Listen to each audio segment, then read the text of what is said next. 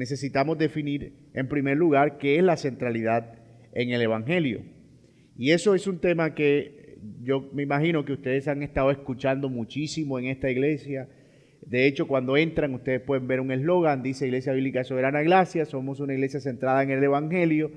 Y la pregunta es, ¿qué es eso de la centralidad en el Evangelio? ¿Cómo se ve? ¿Cómo es eso de que el Evangelio tiene algo que ver con mi matrimonio? Bueno, lo primero que tenemos que decir sobre la centralidad en el Evangelio es que el Evangelio está en el centro. Eso es lo que significa. Pero eso tiene unas implicaciones, por supuesto. Nosotros necesitamos entender cuál es el mensaje del Evangelio y nosotros necesitamos entender cómo ese mensaje se aplica a toda área de nuestra vida. Entonces, para resumir el tema de la centralidad en el Evangelio, es necesario que veamos que el Evangelio es el tema central de toda la Escritura. Toda la Biblia consiste en cómo Dios va revelando un plan y cómo ese plan culmina con la muerte del Señor Jesucristo en la cruz, redimiendo los pecados de los hombres. Y una cosa que sirve muchísimo a la hora de pensar en la centralidad del Evangelio es pensar en términos de lo que Dios ha creado, lo que el pecado arruinó y lo que Cristo redime. Básicamente, cuando nosotros pensamos en ese esquema, en esa estructura, todo lo que podamos meter allí va a tener la funcionalidad del Evangelio, va a verse como se ve desde la perspectiva de la centralidad en el Evangelio. Piensen, por ejemplo, en el trabajo. ¿Cómo Dios lo creó? Pues Dios lo creó como bueno y le dijo a Adán que Adán debía trabajar, que debía esforzarse. ¿Cómo lo arruinó el pecado? Bueno, el pecado entró y de alguna manera se hizo difícil el trabajo con el sudor de tu frente. Ahora tú vas a trabajar y la tierra no te dará su fruto, sino que te dará espinos y abrojos, etcétera, etcétera. Entonces nosotros vemos que el pecado arruina el trabajo. Pero hay una forma en la que el trabajo es redimido. Nosotros vemos eso en la obra del Señor Jesucristo. El Señor Jesucristo trabajó y el Señor Jesucristo pagó el precio por nuestros pecados, no para hacer el trabajo más fácil, pero nos da una nueva perspectiva. Nos dice que dentro de esa dificultad para nosotros obtener el fruto de la tierra, debemos confiar en el Señor y en que Él es nuestra provisión, que debemos frente a jefes difíciles someternos a esos jefes difíciles, sabiendo que el Señor se sometió también al Padre en todo para mostrar así, o para alcanzar así nuestra salvación. Entonces fíjense que ese esquema de creación, caída y redención, básicamente yo puedo aplicarlo para cada área de la vida. Piensen en los sentimientos, en las emociones, en las relaciones, piensen en cualquier cosa que se les ocurra. Ya mencionamos el trabajo, la crianza, cómo se ve desde la perspectiva de lo que Dios quiso que fuera, cómo el pecado lo arruina, pero cómo Cristo lo redime. Entonces esa caja en la que nosotros metemos cualquier área de nuestra vida es lo que nosotros llamamos la centralidad del Evangelio. Cómo funciona el Evangelio, mostrándonos el propósito inicial de Dios, mostrándonos la caída y mostrándonos la redención que nos prepara para el estado eterno. Ahora, el matrimonio es uno de los mejores ejemplos que nosotros podemos tener para estudiar la centralidad del Evangelio, porque nosotros podemos ver muy claramente y muy explícitamente cuál es la voluntad expresa de Dios en la creación. Podemos ver muy explícitamente cómo el pecado arruina el matrimonio, pero también podemos ver cómo en Cristo el matrimonio es redimido, Efesios capítulo 5, cómo Cristo lo toma como el modelo de una relación, de la relación de Cristo con su iglesia. Entonces, cuando pensamos en el matrimonio centrado en el Evangelio, estamos pensando en cómo somos conscientes de que Dios creó el matrimonio con un propósito, que el pecado lo ha arruinado y que nosotros estamos librando una batalla, pero que el Evangelio nos está ayudando a devolvernos a ese propósito inicial. Y no vamos a volver a hacer un matrimonio como el de Adán y Eva cuando no pecaron, porque efectivamente el pecado todavía está en nosotros y en eso consiste la redención, en que continuamente estamos acudiendo a Cristo porque continuamente estamos batallando con pecados dentro de nuestro matrimonio. Así que con eso en nuestra mente ya ahora tenemos un mapa de lo que vamos a ver no solo en esta clase, sino en las clases siguientes. Lo que vamos a ver hoy es el matrimonio a la luz de la creación. En la clase siguiente vamos a ver el matrimonio a la luz de la de la caída, lo que sigue lógicamente, y después vamos a ver el matrimonio a la luz de la redención, cómo se ve el matrimonio redimido por Cristo. Y entonces vamos a ver hoy Génesis capítulo 1 y 2, vamos a ver luego Génesis capítulo 3, y luego vamos a ver el resto de la Biblia, cómo se ve en el gran panorama de la redención, lo que Dios haría por pecadores que al final terminarían viviendo una vida para la gloria de Dios a través de sus matrimonios. Y a mí me encanta, perdónenme que me quede aquí un poquito más, esa división de la Biblia incluso. O sea, si ustedes miran la Biblia desde esa perspectiva, es hasta fácil leerla. Porque la Biblia tiene 3 partes, Génesis 1 y 2, Génesis 3 y el resto de la Biblia. Génesis 1 y 2, lo que Dios creó, Génesis 3, cómo el pecado lo arruina, y el resto de la Biblia, cómo Dios elabora un plan por medio del cual Él va a traer redención al mundo, a través de la simiente de una mujer, a través del hijo de ella que se llamaba Seth, a través de Noé, a través de Abraham, a través de Isaac, a través de Jacob, a través de las 12 tribus, a través de los jueces, a través de los reyes, a través de David, a través del templo, a través de la promesa mesiánica, a través del Salvador, del Mesías que nosotros vemos en Marcos capítulo 1. He aquí el Cordero de Dios que quita el pecado del mundo. Y eso es teología bíblica. Eso es ver la Biblia a la luz del gran panorama de la redención. Pero como esta no es una clase de teología bíblica, y ojalá podamos tener un curso de teología bíblica en uno de estas escuelas dominicales, eso es necesario que esté en nuestra mente para todo, hermanos míos.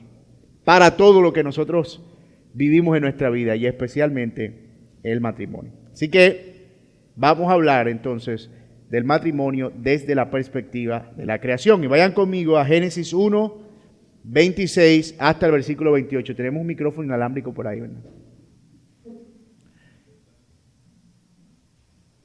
Ok. ¿Quién quisiera leer Génesis 1 del versículo 26 hasta el versículo 28? Sonido. Yo lo voy a pasar.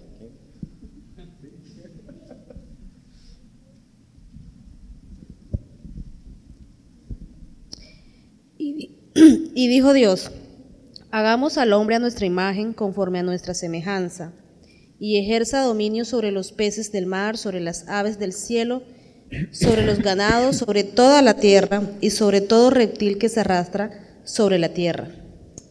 Dios creó al hombre a imagen suya, a imagen de Dios lo creó, varón y hembra los creó.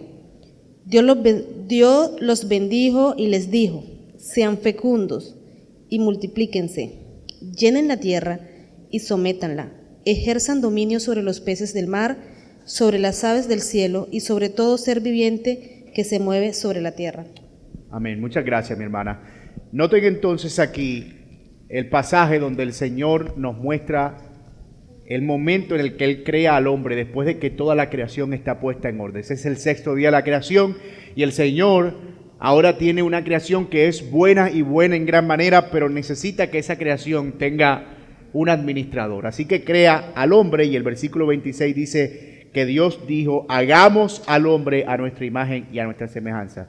Y aquí hombre tiene más que ver con un aspecto genérico de la humanidad. Hagamos al humano a nuestra imagen y semejanza. Y lo vemos porque en el versículo 27 dice: y creó Dios al hombre a su imagen y semejanza. Y luego dice: a imagen de Dios los creó, varón y hembra los creó. O sea que lo primero que nosotros vemos aquí es que el hombre, y ustedes lo pueden ver ahí en sus notas, era portador de la imagen de Dios. Adán y Eva eran portadores de la imagen de Dios. Y aquí es importante aclarar que no solo Adán era el portador de la imagen de Dios, sino Adán y Eva. Y nosotros podemos ver una diferencia entre Génesis 1 y Génesis 2. No son pasajes cronológicos. Algunos a veces leen Génesis 1 y luego ven Génesis 2 y dicen: pero el Señor creó 2 veces a Adán y Eva, ¿o cómo es la cosa? No, es más fácil pensar en que Dios crea al hombre en Génesis 1, pero luego en Génesis 2 nos da unos detalles específicos de esa creación y cuál es el mandato por medio del cual ellos debían relacionarse. Nosotros sabemos que la creación de Eva fue extrayendo una costilla de su costado, etc. Pero el punto es que tanto Adán como Eva eran portadores de la imagen de Dios. Ahora, ¿qué significa que eran portadores de la imagen de Dios, que eran la imagen y la semejanza de Dios. Una forma fácil de entender eso es que ellos eran portadores de la imagen moral de Dios. A diferencia de los animales, los hombres iban a tener la capacidad de poder sentir, de poder decidir, de poder discernir, de poder pensar, de poder tener emociones, afectos y de poder tener una voluntad. Y esa voluntad poder ser dirigida hacia un objeto de adoración, en este caso hacia Dios. El hombre tiene en su capacidad el potencial de poder reflejar, incluso después de la caída, la imagen de Dios. Haga de cuenta que en Génesis 1, el Señor crea al hombre con la capacidad de reflejar la imagen divina de una manera plena, pero en Génesis 3 es como el parabrisas de un carro que se rompe. Un piedrazo en el parabrisas. Y yo no sé si ustedes alguna vez han visto un carro así, porque hay carros que andan con el parabrisas partido hasta que pueden cambiarlo. Se puede ver al otro lado, pero se ve un poco raro, ¿cierto? Se ve extraño. No puedes pasar la vida con el parabrisas partido. Entonces, Génesis 1 es la imagen de Dios con el parabrisas completo. Génesis 3 es la imagen de Dios dibujada. Pero todos los hombres tienen o son portadores de la imagen de Dios. Nosotros amamos porque Dios ama, nosotros nos indignamos porque Dios se indigna, nosotros sentimos afectos porque Dios siente afectos, nosotros podemos ser santos porque Dios es santo. Es decir, hay unos atributos que Dios decide comunicar en la creación al hombre que hacen que el hombre sea exclusivo. Y esos atributos no solo estaban en el hombre, sino también en la mujer, hablando en términos de género. Tanto Adán como Eva, entonces, eran portadores de la imagen de Dios. Otra cosa que vemos en ese pasaje es que el propósito por el cual Dios hace al hombre portador de su imagen era para que ellos ejercieran dominio sobre el huerto del Edén. El versículo 26 y 27 dice que conforme a el hombre era portador de la imagen de Dios, él iba a ser encargado de señorear. El versículo 28 dice, y bendijo Dios y les dijo, fructificad y multiplicaos, llenad la tierra y sojuzgadla, señoread en los peces del mar, en las aves de los cielos y en todas las bestias que se mueven sobre la tierra. El hombre necesitaba la imagen de Dios para poder ejercer dominio sobre la creación de Dios. De nuevo, tanto el hombre como la mujer son dignos de ese trabajo. Son portadores de la imagen de Dios y significa que ellos pueden ejercer el dominio o debían ejercer el dominio sobre lo que Dios había creado. Pero, como veremos, aunque Dios había dado esa responsabilidad al hombre antes de traer a la mujer, es decir, Dios le había dicho a Adán, vamos a hablar de eso un poquito más adelante, pero Dios le había dado este mandato de señorear al hombre, a Adán específicamente, antes de que la mujer llegara. Cuando la mujer llega, eso se convierte en un propósito común, pero que iba a reflejar el orden que Dios quería que se reflejara en ese sentido. Y el otro aspecto que vemos del matrimonio en la creación es que tenía el propósito de procrear. Tenía el propósito de procrear. El texto dice que debían multiplicarse, fructificarse y llenar la tierra. Una manera en la que el hombre y la mujer pueden señorear y sojuzgar la tierra es teniendo hijos. Fructificad y multiplicaos. Nosotros señoreamos la tierra llenando todo el planeta, y esto es importantísimo, llenando todo el planeta de adoradores, es decir, portadores de la imagen de Dios. Y ayer en la ceremonia del matrimonio más o menos hablamos de eso. ¿Qué es lo que Dios está teniendo en mente al crear un hombre y una mujer y bendecirlos para que se multipliquen y se fructifiquen? Yo quiero que ustedes lo entiendan tan fácil como Génesis lo pone. El plan de Dios no era nada complejo. Dios pudo crear a una humanidad completa, 7,000 millones de personas que portaran su imagen. ¿Tenía Dios el poder para hacer eso? Bueno, solamente tenía que formar del polvo de la tierra 3,500 Adán y 3,500 Eva y fuera. Pero Dios quiso en su propósito y sabiduría divina que esa procreación no fuera un acto espontáneo, sino que fuera un acto que pudiera traer mayor gloria. ¿A través de qué? De la unión de un hombre que tenía su imagen y de una mujer que tenía su imagen. Y ellos se iban a multiplicar para llenar la tierra de imagencitos.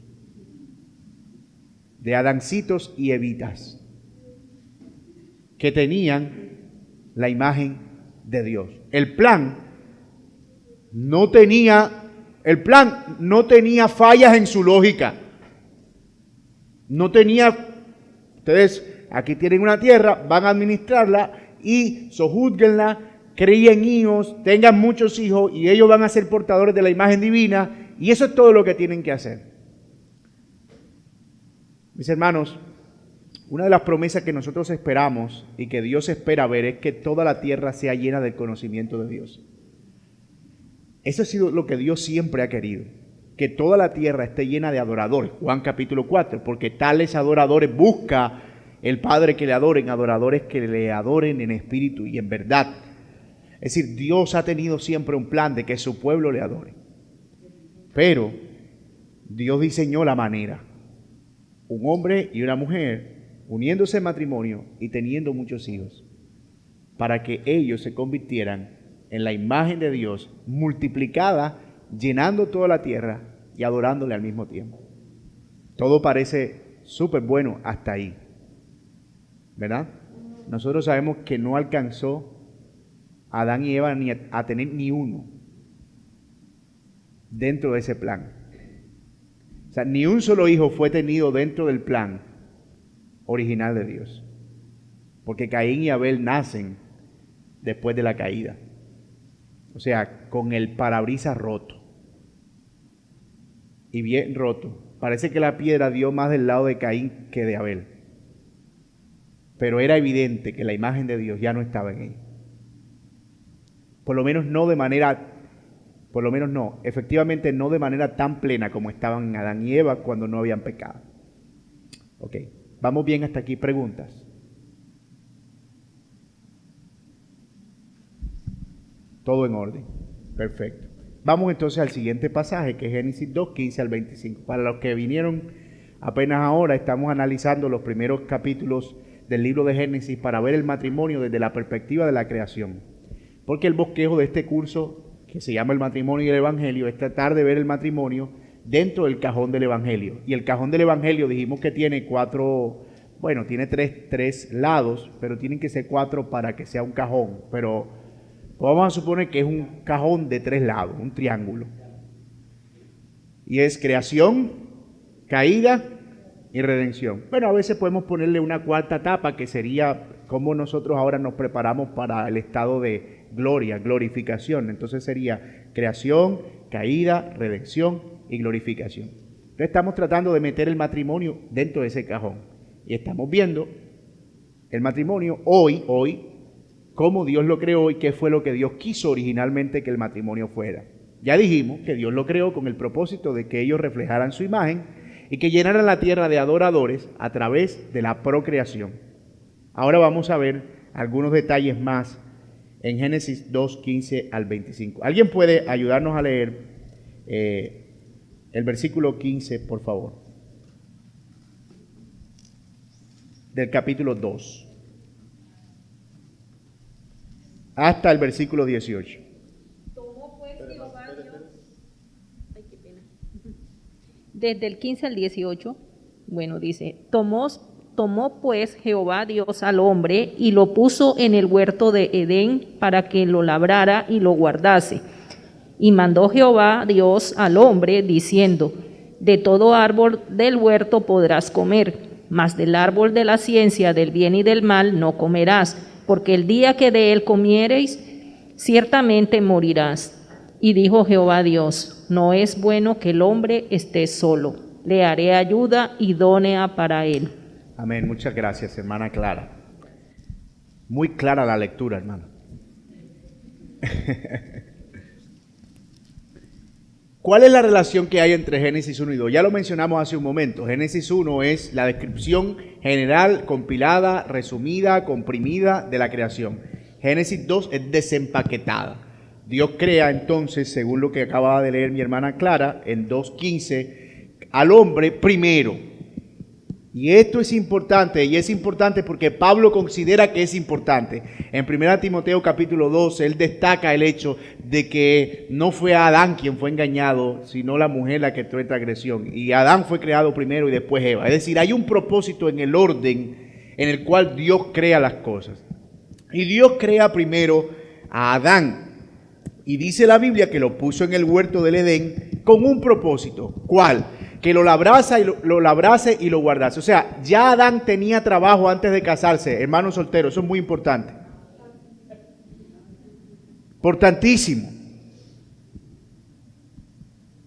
Él ya tenía, él no estaba ahí como que, bueno, Señor, ¿cuándo me va a venir mi bendición? ¿Cuándo? No. Él ya estaba en función. Ahora, aquí hay algo importante que a veces nosotros pasamos por alto. Nosotros no sabemos cuánto tiempo estuvo Adán solo. Porque a veces pensamos que es que Dios crea a Adán el lunes. Y el martes Adán está aburrido. Y el miércoles el Señor le trae a Eva. Pero mi hermano, acuérdate que ellos estaban en un cuerpo glorificado prácticamente, no afectado por el pecado. Adán podría vivir en tiempo nuestro todo el tiempo que él quisiera ahí. ¿O crees tú que la tarea de señorear y nombrar a los animales fue algo que le costó un día? Eso fue un trabajo de taxonomía impresionante. Y de poder identificar todo lo que fue identificado. Entonces, Adán estuvo mucho tiempo solo llevando a cabo el mandato cultural. Y en ese proceso, Adán se da cuenta que no hay una ayuda idónea para él, que efectivamente una vaca y un toro podían procrear terneritos, que un perro con una hembra del perro podía procrear perritos. Tenemos un español maravilloso, ¿verdad? Podían procrear perritos, pero Adán empieza a sentir preocupación, porque él encuentra que no hay una ayuda idónea, es decir, con la que él pueda llevar a cabo ese mandato. Y ahora, aquí hay algo todavía mucho más interesante. Es Adán a quien Dios le da el mandato de alejarse del huerto. Mas el árbol, versículo 17, de la ciencia del bien y del mal no comerás, porque el día que comieres ciertamente morirás. Es decir, antes de que Eva existiera, Adán entendía el mandato prohibicional. Note que no dije provisional, dije prohibicional. Yo no sé si esa palabra existe, si no me la estoy inventando ahora mismo.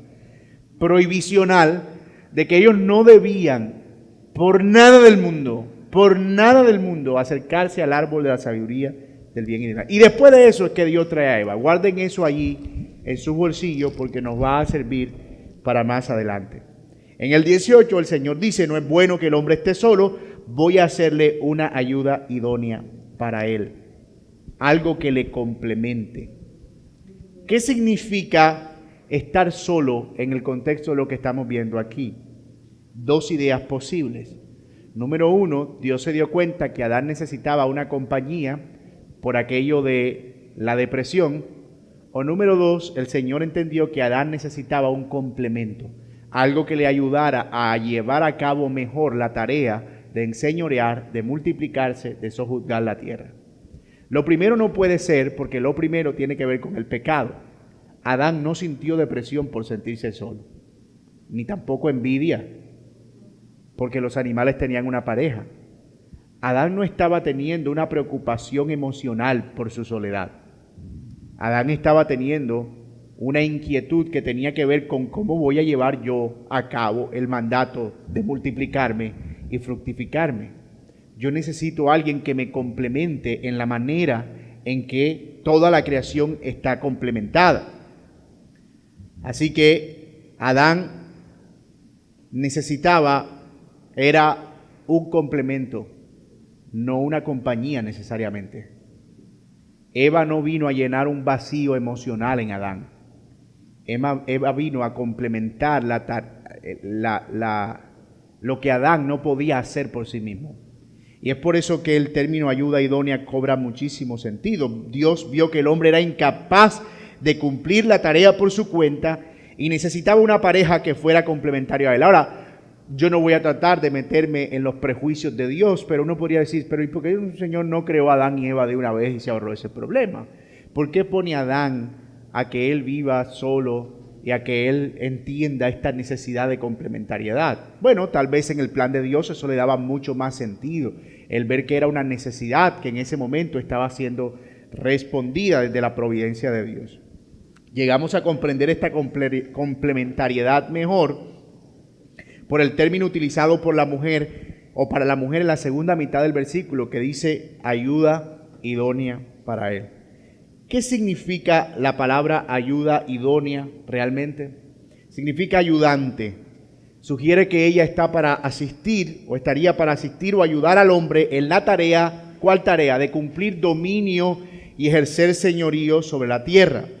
Idónea quiere decir más como apta para él, de acuerdo con la necesidad que él tenía. Significa que es complementaria al hombre. Y esa palabra es importante. Teológicamente hay varias posiciones, ¿verdad? Como que está la posición egalitarianista que promueve que el hombre y la mujer, eso es una palabra bien rara, ¿verdad? Pero egalitario viene de igual, sugiere que el hombre y la mujer tienen exactamente iguales roles, iguales posiciones, iguales privilegios, igual posición de autoridad y por lo tanto ellos compiten entre sí. Pero existe la posición complementarista que lo que dice es que tanto hombres y mujeres, aunque han sido creados iguales en dignidad delante de Dios, Dios los ha diseñado de una manera en que ellos puedan complementarse el uno al otro. Eso es lo que significa ese término complementario, que uno pueda suplir las falencias del otro, que uno pueda ayudar en las falencias del otro. Vamos a ver qué es lo que no significa ayuda idónea. Y esto es importante. Ayuda idónea no significa que la esposa es la esclava del esposo. De nuevo, ayuda idónea no significa que la esposa es la esclava del esposo. Proverbios 31 nos muestra a nosotros la descripción de lo que es una mujer idónea. Trabaja con sus propias manos, atiende la casa, es sabia, es prudente, está pendiente de cómo funciona el hogar mientras el marido está fuera trabajando. Cuando él llega se siente cómodo. Es decir, hay una relación en función del trabajo y del cuidado en la que ambos ejercen funciones, pero que no hay de ninguna manera una posición de degradación o jerárquica en la que el hombre está arriba y la mujer está abajo. De ninguna manera eso significa idónea. Ayuda idónea tampoco significa que la esposa nunca tiene una opinión o que nunca da consejo. Usted se calla porque usted es ayuda idónea, dijo, exclamó el hermano santo. Y algunas hermanas a veces como que parece que asumen ese rol de yo soy una ayuda idónea, yo no opino, yo no hablo, yo no expreso, yo no. Y no, en verdad hay formas sabias de manifestar opiniones y desacuerdos y además estamos trabajando juntos en el mismo propósito. Si se quiere, tenemos un huerto en común. Tenemos el matrimonio, tenemos la familia, tenemos el trabajo, la crianza de los hijos. Son huertos que estamos cuidando y estamos ejerciendo esta tarea ambos y necesitamos complementarnos. No significa tampoco que la esposa se convierte en un... Usted sabe lo que es un alelí, ¿verdad? Como que una cosa que se pliega de eso. O más bien, ¿ustedes han visto estos cositos que uno hace como de papel que origami? No es un origami que se pliega y que permite que sus habilidades permanezcan como inactivas, ¿no? Como que, mira, yo te voy a hacer a la forma a la que yo prefiera, pero tú tienes que hacer exactamente lo que yo te digo que tú hagas. Tampoco significa eso. No significa tampoco que la esposa es inferior al esposo. Ya vimos eso claramente. Dios creó a Adán y Eva a su imagen. Es decir, que ambos tienen exactamente la misma dignidad delante de Dios. La degradación de la dignidad de la mujer es un pecado que afrenta a Dios terriblemente. Así que si queremos pensar en términos de trabajo, de funciones, diríamos que ayuda idónea es que la mujer es la socia, compañera de equipo, una colaboradora en el huerto. compañera de equipo, colaboradora en el huerto, con sus habilidades, con sus dones y con las cosas que ella podía hacer que el hombre no podía hacer. Entonces, en el contexto de este pasaje, ¿con qué se le llamó a la esposa a ayudar? Bueno, la esposa está llamada a venir al lado del esposo, a ayudarle en la gran tarea de ser representantes, en este caso de Adán y Eva, de Dios en el huerto. Ellos iban a ser los representantes de Dios en el huerto. El matrimonio no solo se trata de decisiones grandes, específicas, sino de una orientación completa de la vida de la esposa. La esposa está comprometida con su esposo en cada área de la vida, ayudándole a estar fiel en el enorme llamado para su vida, mientras que el hombre está orientado a la tarea del dominio.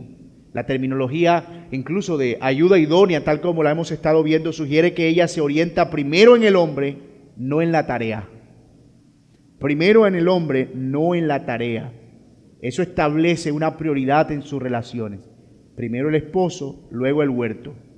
Los autores incluso del Nuevo Testamento, conforme interpretaron el texto de la creación, afirma que la orientación de la mujer, en este caso si está casada, es hacia su esposo. Primero a los Corintios 11, del 8 al 9, para leerlo rápidamente. Primero a los Corintios 11.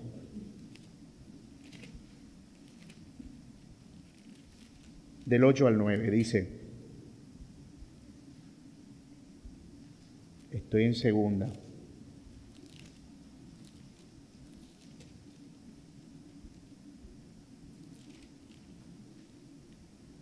Porque el varón no procede de la mujer, sino la mujer del varón, y tampoco el varón fue creado por causa de la mujer, sino la mujer por causa del varón, por lo cual la mujer debe tener señal de autoridad sobre su cabeza por causa de los ángeles. Y noten que de lo que está hablando Pablo ahí en Corintios, en su momento explicamos ese texto en la serie de Corintios, es del orden con el que Dios creó las cosas y cómo mientras se preserve el orden familiar, se va a preservar el orden también en la iglesia.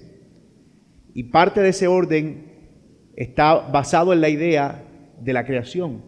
¿Qué fue lo que Dios estableció en ese orden? Y cómo deben darse las cosas en relación con eso. Porque algunas hermanas en la iglesia de Corinto habían olvidado eso y se habían volcado al feminismo propio de los cultos paganos griegos y habían tomado el lugar de los hombres, competían con ellos y eso estaba trayendo problemas dentro de la iglesia. Efectivamente, siempre que se violenta el orden de autoridad, siempre habrá problemas. Siempre habrá dificultades, porque está violentando el orden en el cual Dios creó las cosas.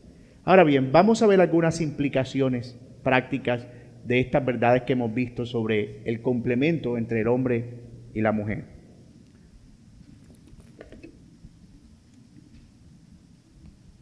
Número 1. En Génesis 2 vemos los primeros indicadores del deseo de Dios de dar a los hombres la autoridad para dirigir en el matrimonio. La tarea de dirigir y presidir y por tanto la responsabilidad es asignada al hombre. Las prohibiciones específicas fueron dadas a Adán. Él era el encargado de comunicar esas prohibiciones a Eva.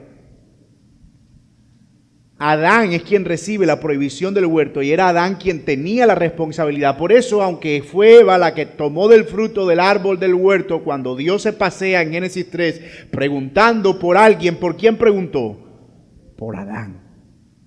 Porque era su responsabilidad.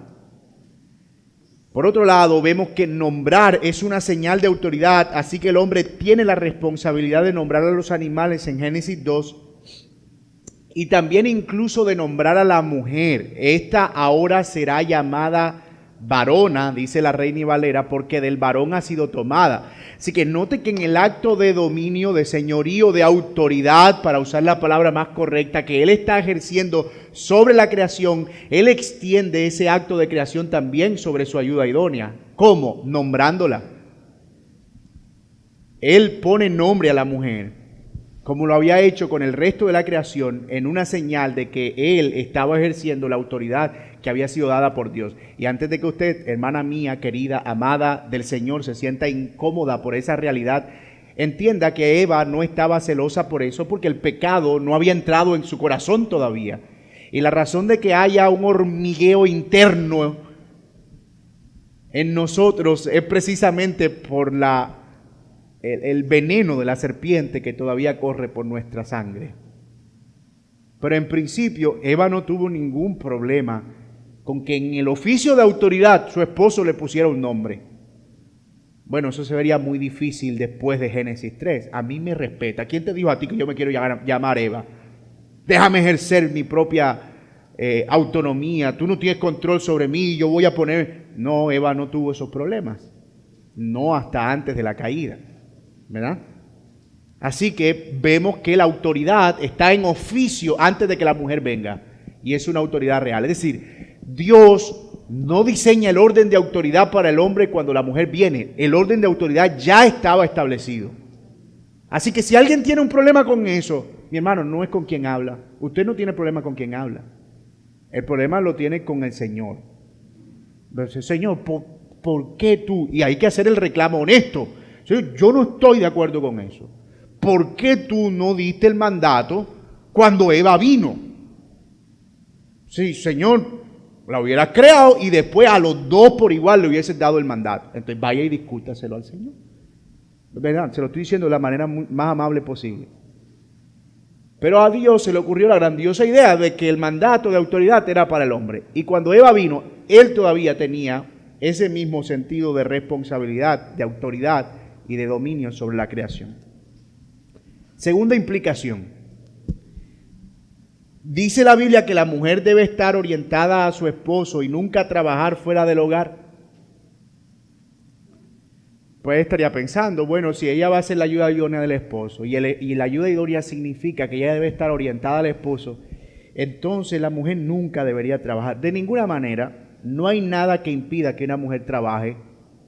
De hecho, Proverbios 31:16, nosotros vemos que la mujer virtuosa era una mujer laboriosa, pero ella siempre debe hacer a su esposo y a sus hijos y a su hogar su primera prioridad.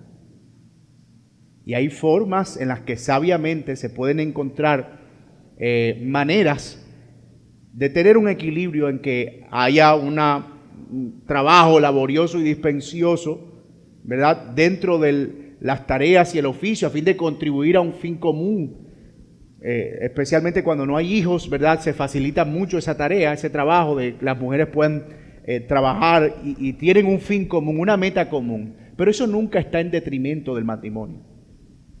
Nunca está en detrimento de lo que no debe estar en detrimento de lo que Dios ha establecido primariamente.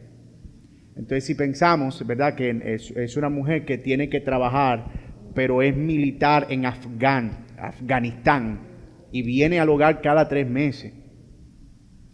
Mira, si tú eres creyente, yo te recomendaría que si tú quieres hacer esa carrera, ¿verdad?, tal vez sea complicado. Vas a tener un esposo que va a ver 2 semanas cada 3 meses.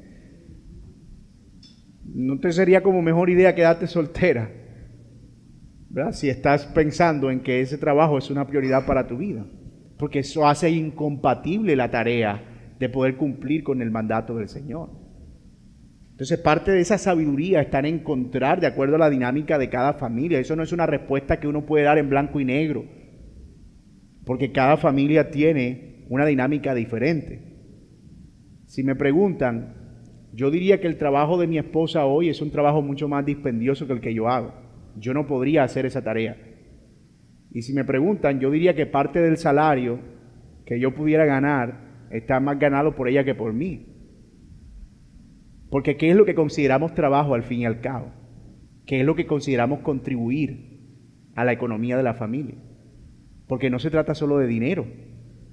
¿O es que acaso una mujer que está cumpliendo el mandato de Dios de cuidar a sus hijos y de su casa no está trabajando?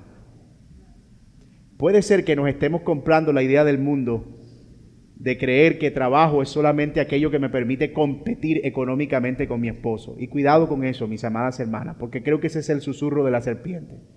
Está bien si podemos contribuir a la economía de la casa. Está perfecto, pero nunca con la motivación de que tenemos que entrar en una competencia económica por eso.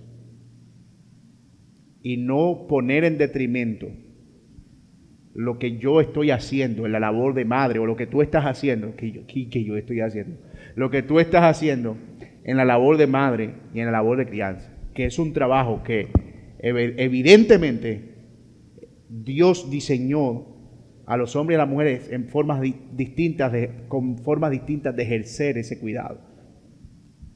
Entonces, yo creo que aquí es donde nosotros debemos empezar a dignificar los roles y a dignificar las tareas y a dejar de pensar menos como el mundo y a pensar más desde la perspectiva de la Escritura. Si tú estás en casa cuidando de tus hijos y cuidando de tu esposo en amor, tú estás contribuyendo no solo a la economía, sino a la estabilidad de la familia y a llevar a cabo el propósito de Dios. ¿Cuál? Multiplicar y llenar la tierra. Y eso es multiplicar la imagen de Dios, no necesariamente producir más dinero. Y ahí es donde nosotros debemos concentrar nuestro oficio. Tú sabes, yo sé, hermana, que a veces ustedes tienen que lidiar con eso, pero aquí es donde esposos, nosotros debemos cumplir un trabajo de animar a nuestras esposas continuamente en ese sentido. Porque las amistades, Hollywood, todo lo que están viendo, Netflix, está continuamente diciéndole, eres un fracaso, para eso estudiaste, o sea, para eso fuiste a la universidad, para quedarte ahí, para criar hijos. Y eso va cargando y va cargando y va cargando. Pero nosotros como esposos tenemos la tarea no de animar a esas palabras, no de darle a ella un motivo para que piense que esas personas tienen razón, sino decirle, mira, es tan valioso tu trabajo, yo no sé qué podría hacer, yo no haría nada si tú no haces lo que haces. Mostrarte como que tú estás involucrado también en esa tarea, que eso hace parte de lo que tú estás llamado a hacer, que tu trabajo afuera no está desprendido de lo que ella está haciendo ahí adentro.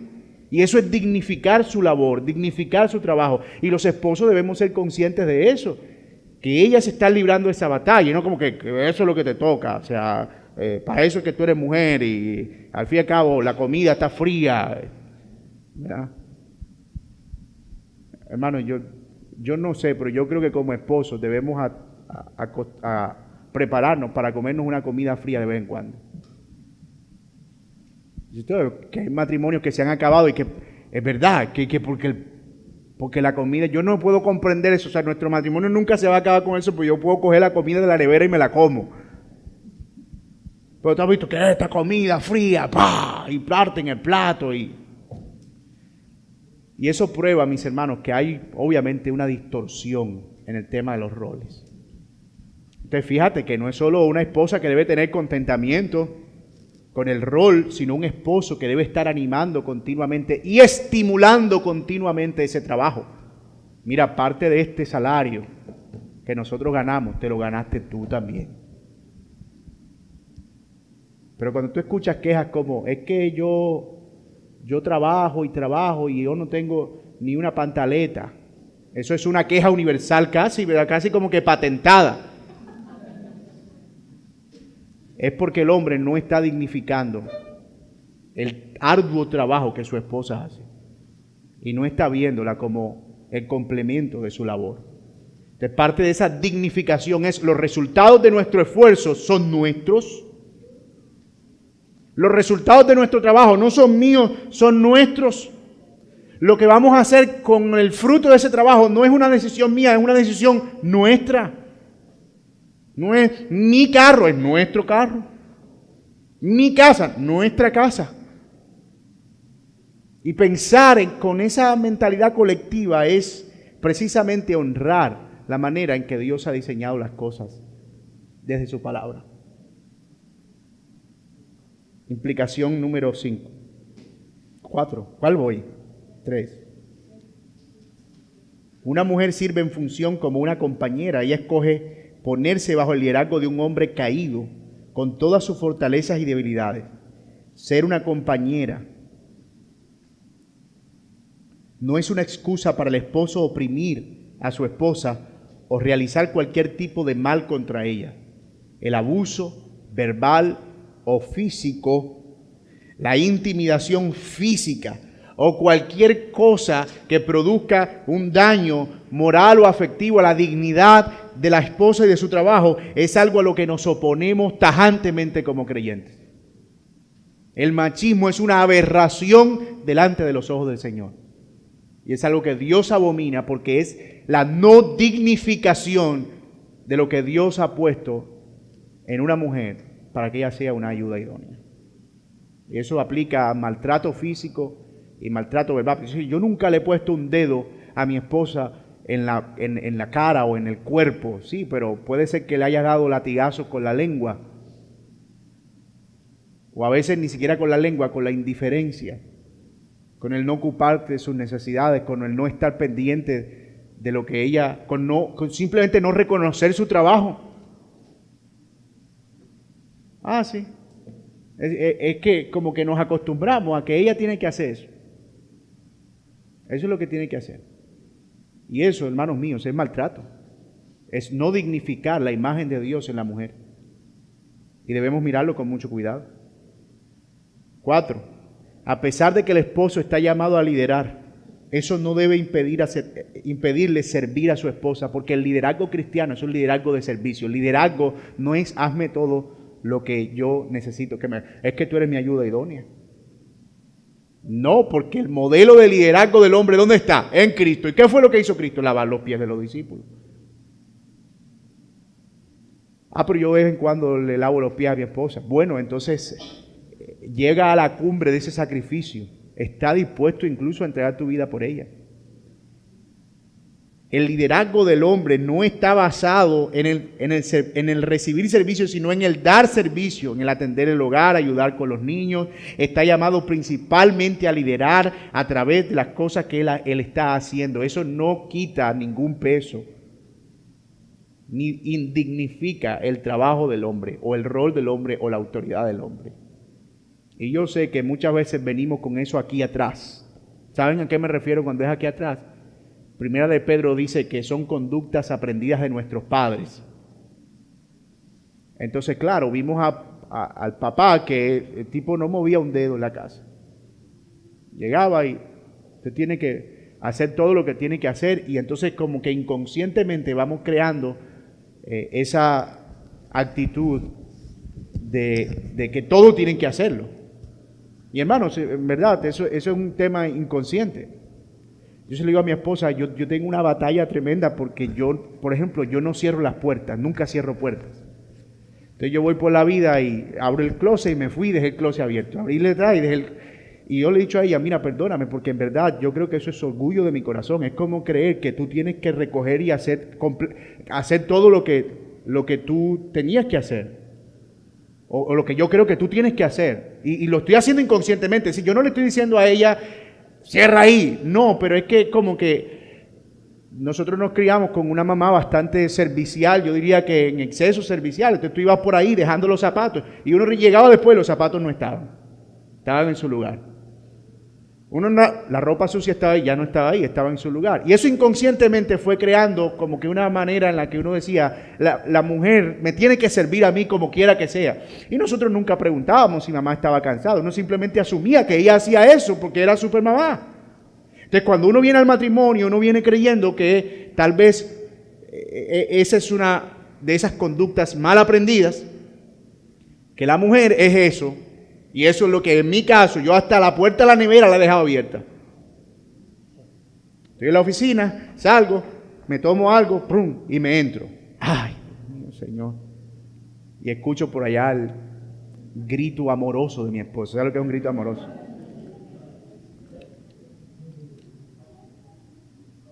Y varias veces le he dicho, en verdad, que yo creo que esto tiene que ver con costumbres mal aprendidas, pero también con una idea de que tú tienes que cerrarme las puertas y recoger mi reguero.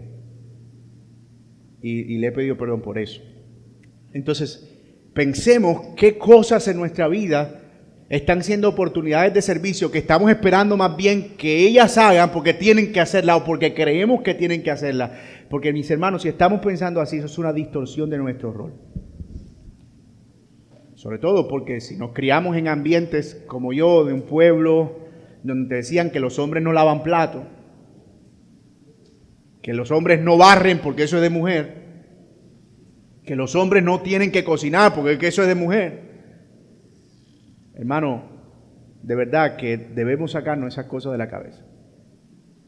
Nosotros no fuimos creados para vivir de acuerdo con los rudimentos de este mundo, sino de acuerdo con lo que Dios diseñó para nosotros.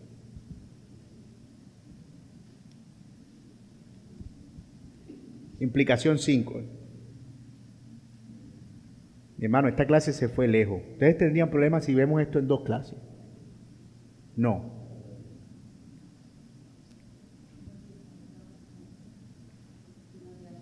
Sí, ¿verdad? Ok. No tenemos afán, ¿verdad? El Señor, si viene el Señor y nos haya hallando así, pues bienvenido, pero no tenemos afán. La relación matrimonial tiene una estructura en sí, no una jerarquía. Escuche eso. Estructura, y ojalá lo repita conmigo en su mente. Una estructura es distinta a una jerarquía. Una estructura es distinta a una jerarquía. Funciones complementarias en las que la autoridad es ejercitada y la ayuda es a la vez necesaria. Y escuche esto, dada libremente. La ayuda es dada libremente. No es, en otras palabras, el esposo un general de 5 estrellas colocado a un nivel más alto que un general de 4 estrellas. Tú mandas, pero yo mando más. No es esa la relación. Es un esposo que sostiene las manos de su esposa y la conduce hacia adelante. Usted podría pensar que el nombre ayuda idónea es una declaración o una palabra degradante para la mujer, pero piénselo bien. Ayuda idónea dice más de la necesidad del hombre y de su imposibilidad de poder hacerlo todo por él solo que de la indignidad de la mujer. Ayuda idónea lo que está diciendo es: yo no he sido creado con todas las habilidades y con todos los dones para hacer todo lo que tengo que hacer yo solo. Y yo pienso en tantas cosas que mi esposa puede hacer que yo no haría, a mí me costaría muchísimo. Cocinar todos los días. Tal vez alguien aquí diga, no, a mí me encanta cocinar todo y cocino todos los días. Bueno, perfecto, pero yo estoy hablando de mi caso. Usted tendrá algo en lo que usted dice, yo no puedo hacer. Otra cosa que yo no podría hacer, amamantar a mis hijos.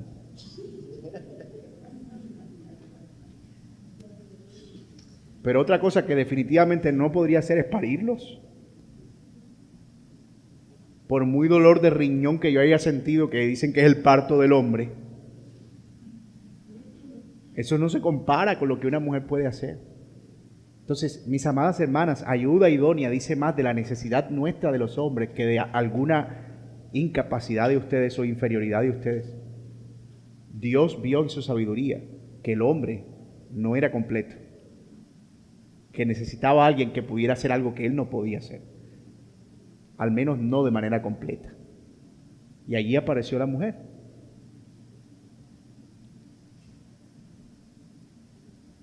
Seis, con esto cerramos. Bueno, nos quedan 2 implicaciones, pero tenemos 4 minutos.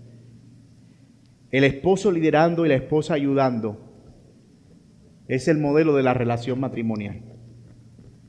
Y no solo un aspecto de ello. Si usted como esposo está llamado a liderar a su esposa y usted como esposa está orientada a su esposo, entonces esa estructura y orientación va a afectar cada aspecto de su vida matrimonial. No solo va a afectar las decisiones importantes, sino que va a invadir las tareas diarias de su vida, las finanzas, la crianza de los hijos, la sexualidad, la comunicación, etc. Es decir, un entendimiento correcto de los roles se va a expresar en todo lo que tiene que ver con las áreas que el matrimonio involucra. A veces pensamos que el problema en el matrimonio tiene que ver con que ella está gastando mucho, o tiene que ver con que él no me compra lo que yo necesito, o tiene que ver con que es que él siempre decide y yo no opino. No, a veces en el fondo el problema es un problema de estructura, un problema estructural, como dirían los ingenieros civiles. Tenía un amigo ingeniero civil que él donde entraba iba viendo columnas. De cualquier lugar donde entraba, oye, esa estructura está interesante, parece que la proporción relación-peso está como debilitada. Oye, ahí hay una grieta, me parece que hay un problema estructural ahí. Un problema estructural es un problema de fondo. Y cuando nosotros vamos a lidiar con problemas de matrimonio, siempre debemos asegurarnos que la estructura está bien. Porque a partir de allí es que se desprenden muchos otros problemas en otras áreas del matrimonio. Y en último lugar, el modelo de las relaciones no es alguna idea que el pastor se le ocurrió. Es decir, esto no es una posición de Iglesia Bíblica Soberana Gracia. No es que, mira, aquí nosotros creemos que la mujer es una ayuda idónea del hombre y que deben complementarse el uno al otro. Eso es lo que dice la Biblia. Y como les dije hace un momento, si alguien tiene algo que reprochar, puede escribir al Señor en el buzón de quejas, reclamos y sugerencias. Señor, me parece a mí que no debiste hacer esto de esta manera. Y tratar de resolver el asunto con el Señor. Mis amados hermanos, que Dios nos ayude a tener un entendimiento claro de lo que Dios creó y diseñó para el matrimonio.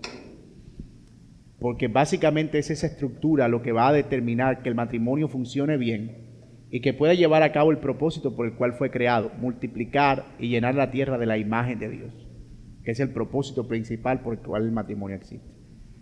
¿Alguna pregunta? Con confianza. De todas maneras, al grupo vamos a enviar un formulario para que ustedes hagan preguntas, si quieren, de manera anónima. Ok. Ustedes escogen allí la pregunta o la clase sobre la cual quieren hacer la pregunta. Si quieren enviarla anónima, pues la envían anónima, porque no quieren que se sepa. Y la siguiente clase estaremos respondiendo preguntas de la clase anterior. ¿Todo bien? Ok. Si no hay preguntas, entonces...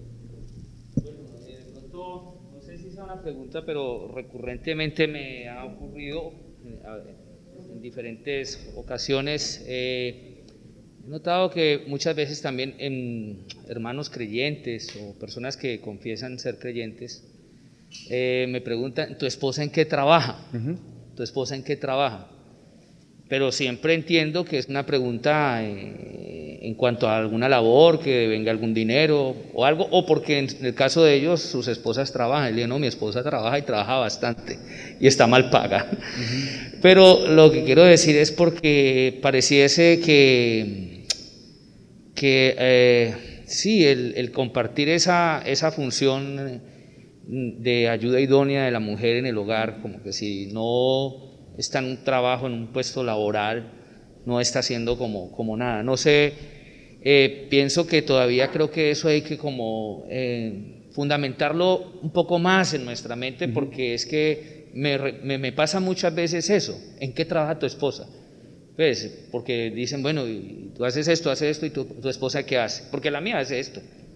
Entonces le digo, bueno, tengo 4 hijos, ella los ayudó a sacar adelante. Eso no fue fácil. Sí, y eso es importante, lo que decíamos, es dignificar el arduo trabajo de cuidar. Y en parte nuestra tarea es poder animar a nuestras esposas a eso, porque puede ser que esos comentarios no lleguen a nosotros, sino directamente a ellas.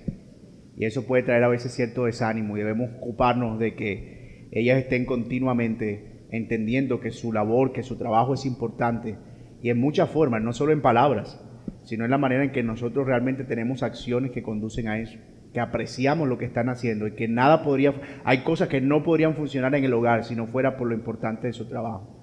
Y yo creo que tienes razón.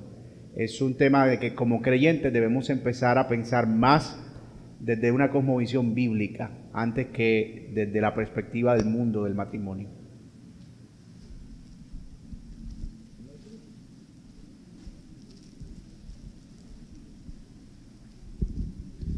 Muchas gracias, pastor, por permitirme emitir un concepto sencillo que he venido analizando en estos días en mente. Sociológicamente y culturalmente, cuando se nombra la frase ayuda idónea, compartir una estructura, como usted decía ahora, bien, de un hogar, el hombre lo mira como con un carácter de sujeción desde un punto de vista machista. O sea, a través de la historia siempre se ha mirado desde esa perspectiva.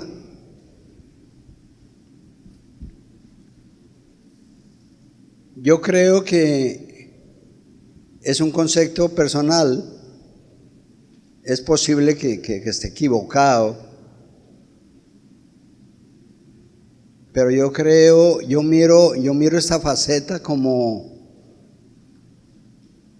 algo que el Señor sencillamente no lo planteó de esa forma. Bien. Compartir ayuda idónea es precisamente la base fundamental de la relación de la pareja, donde los dos construyen, bien, no bajo una sujeción machista del hombre hacia la mujer, como se ha sucedido a través de los tiempos.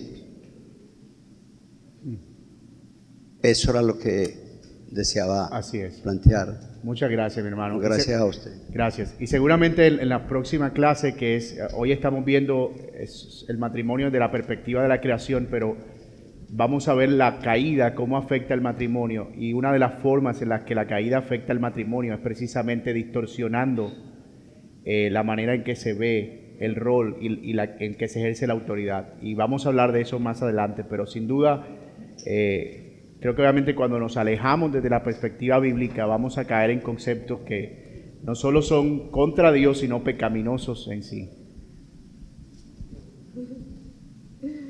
Bueno, sabiendo esto, yo quería aportar que pues nosotras como mujeres ya cristianas, que tenemos hijos también varones, debemos de aportar también en esto, en ese conocimiento de ellos y en lo que nosotros mismas sembramos en sus corazones y en sus vidas, como un ejemplo de lo que ellos también van a hacer con sus esposas más adelante para ayudarles también a que cambie entonces esas perspectivas que vienen, ¿sí?, teniendo de pronto los hombres sin el Señor y con el ejemplo pasado de nuestros padres. Ahora en el Señor, si tenemos hijos varones, irlos criando en ese consejo y en ese entendimiento de que ellos pueden ser son el liderazgo, pero también para ayudar, para también, no porque ser hombres, en mi casa los hombres no podían ni abrir la nevera, pero esto, bueno, Manuel, ya tú puedes hacer esto, puedes hacer lo otro, te vas a casar y vas a tener responsabilidades, vas a tener que ayudar a tu esposa, a tus hijos. El día que tu esposa esté enferma, entonces si no sabes hacer un café, no sabes hacer una comida, ¿qué vas a hacer? O sea, toda esa parte es también responsabilidad de mujeres, de nosotras como mujeres en Cristo. Así es, muy importante, muy valioso eso. Así es. Muy bien, mis hermanos, vamos a orar y vamos a tomar nuestro receso. Vamos a tomar unos 15 minutos esta vez y volvemos para el servicio de adoración. Padre, te damos gracias por tu misericordia y gracias también por permitirnos tener esta clase, Señor, que ha sido de tanta bendición. Gracias por llevarnos a la palabra, por movernos a través de ella, por conducirnos a través de ella. Te pedimos que nos ayudes a ver cada vez más esta realidad de lo que tú diseñaste originalmente para el matrimonio y cómo nosotros, Señor, hemos sido llamados a volver a ese diseño que ha sido distorsionado por el pecado, pero que Cristo, por medio del Evangelio, nos devuelve ahí, Señor, lo que tú has diseñado originalmente. Así que, Padre, concédenos esa gracia y concédenos también ese privilegio, ese gozo de poder participar de las cosas tal como tú las creaste. Oramos esto, Señor, en el nombre de Jesús. Amén y amén.